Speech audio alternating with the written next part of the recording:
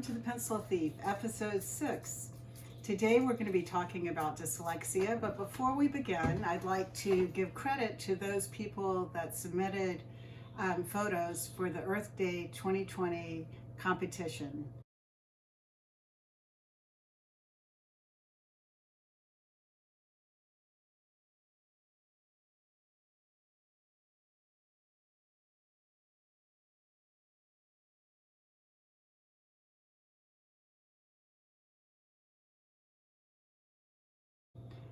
Thank you very much. And also, there were some beautiful entries. Thank you, everyone who participated. And I'd also like to thank Penelope Geist for submitting her adjectives around 3 random objects in her home. Thanks very much. Okay, now we're going to talk a little bit about the word dyslexia. I'm sure you've probably heard that word before, but now what does it mean? Well, I took the word dyslexia and I found out that it's a word that, it's a Greek word, and dys, the prefix, means difficult, and lexia means language. Okay, so now we're going to do something that's kind of close to what you used to do in class, called a pre-test, to find out what you know and what you don't know, and then when you watch a video, I think all of the answers to this quiz will become clear. One of the things that I want you to think about if it's true or false is that kids with dyslexia see words backwards. True or false? Think about it for a second. That's something I know I heard a lot when I was younger. Well, the answer is it's false. They do not, that's kind of a misconception or a myth around dyslexia. Sometimes they see people with dyslexia see the letters out of sequence, but not necessarily backwards. And also, you probably heard that children with dyslexia reverse letters. In some cases that's true, but a lot of children when they're very young reverse their B's and D's and P's and Q's. It's quite natural. So even though that is a characteristic of some students with dyslexia, it is not, you don't have to be concerned if you're doing that at a very young age. It's quite natural. Let's see what I wanted to say. Oh, kids who don't speak English can't have dyslexia. What do you think about that? Is that true or false? Well, it's actually false because kids all over the world have dyslexia. It's extremely common, and the fact that it's common, I don't want you to think that means it's not frustrating, but it's just as common as, you know, who likes pizza for dinner? Really, it's a very common disorder.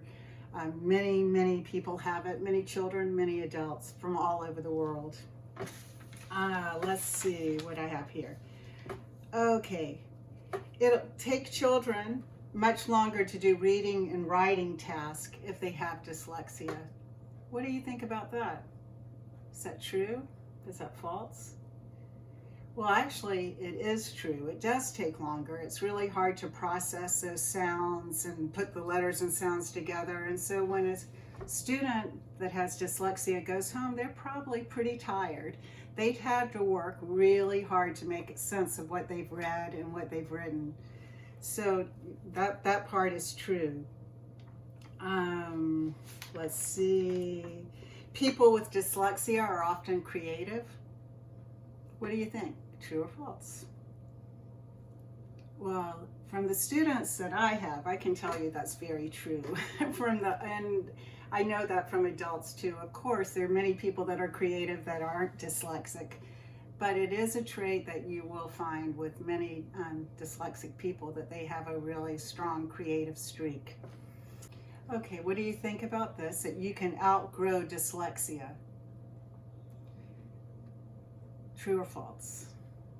It's actually false. I mean, your skills can get a lot stronger when you're a person with dyslexia, just like if you're a person that doesn't have dyslexia. When you try and you practice, you get stronger with your writing, you get stronger with your reading, you get stronger with your spelling. But it's not like you take a magic pill or You know, dyslexia stays with you for life because it's a neurological condition. It's in your brain, it's the way your brain's wired. And so you will have some of those issues throughout your life. But again, you will develop skills, you will get stronger, and you'll learn how to cope with the problem, with the situations that arise. Okay, does dyslexia run in families? True or false? Think about the people you know with dyslexia. Do you know if their parents have dyslexia, or their cousins, or their uncles? That statement is true, that you are far more likely to have dyslexia if your parents have dyslexia. In fact, if one of your parents has dyslexia, you have a 50% chance of being dyslexic. And if both of your parents have dyslexia, you're definitely going to have dyslexia. So that's it for the quiz for right now, but now you're going to listen to a video that's going to give you some more information, and then I have a little assignment for you afterwards. Hello, my name's Dom. Now, you might recognise me off the TV, but one thing you definitely won't know about me is that I'm dyslexic. Yeah, I have got dyslexia. Now, the problem is, it wasn't picked up till I was 15 years old, but it doesn't matter, because without dyslexia, I wouldn't be doing what I'm doing today. Anyway, look, enough about me. You're about to watch an amazing animation. Yeah, it'll really help you understand the mind of a dyslexic person and how they work day to day. So, if you are dyslexic watching this right now, yeah, enjoy it and learn something. And if you're not, enjoy it and learn something. Your brain is amazing, and nobody else has one quite like it. Although everybody's brain looks the same, they all work differently from each other. Just as we all have different colour skin, hair, and eyes, we all have a brain that's individual to us. Like a fingerprint, we have different personalities, tastes, strengths, and weaknesses. Our brains can even see and understand the world in different ways. One of those ways is called dyslexia, which affects how the brain handles information it sees and hears. Dyslexic people may find it difficult to match letters to sounds and to remember how to spell words. They may even see letters moving around when they're reading. They might have trouble telling left from right. Remembering lots of instructions can be especially hard. They may need more thinking time to remember the right word. Chicken! No, wait. Duck! As well as memorizing sequences. It may be difficult for them to hold a pencil and to write by hand. Even organizing themselves can be difficult. But everyone with dyslexia is different. It can affect how people feel about themselves. When they struggle with a task that other people find easy, they may feel frustrated, angry, or sad. Some dyslexic people try to hide their difficulties because they are worried about what others will think of them. However, thinking differently can be a really good thing.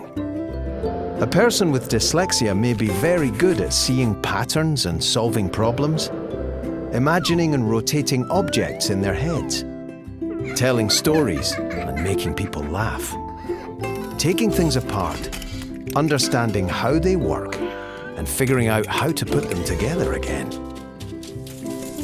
Inventing, drawing, painting, and making things. Seeing the bigger picture. Dyslexic people can do a lot of things.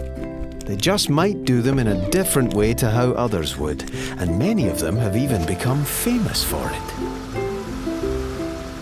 There have been many famous dyslexic inventors, writers, scientists, business people, astronomers, paleontologists, actors, cooks, singers, artists, architects, and so on. Dyslexic people have changed the world. See dyslexia differently.